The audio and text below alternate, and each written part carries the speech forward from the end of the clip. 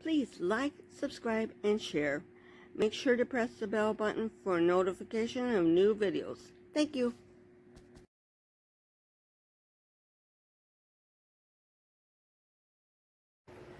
Good morning. Welcome to my channel. Stay tuned for the video.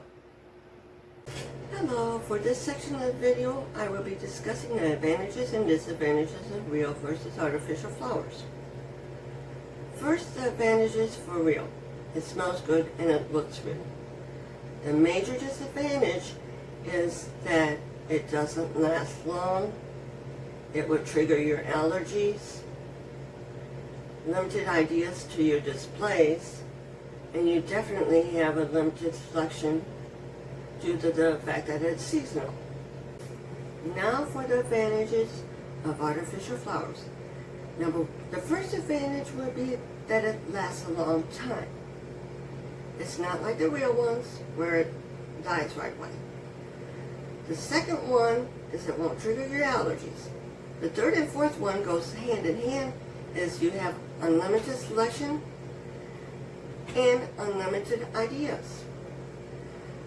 What I mean by that is, let's suppose you want to make a flower arrangement in the middle of winter when lilacs are not in bloom. Go online, get your flowers, you can actually make them, which means you have unlimited selection of whatever flowers you want to use and unlimited ideas.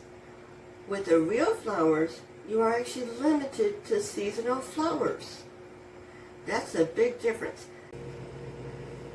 The disadvantage of the artificial flowers is that they don't have any smell to them and they may not look real. But there are certain stores that you can get more realistic looking ones than others.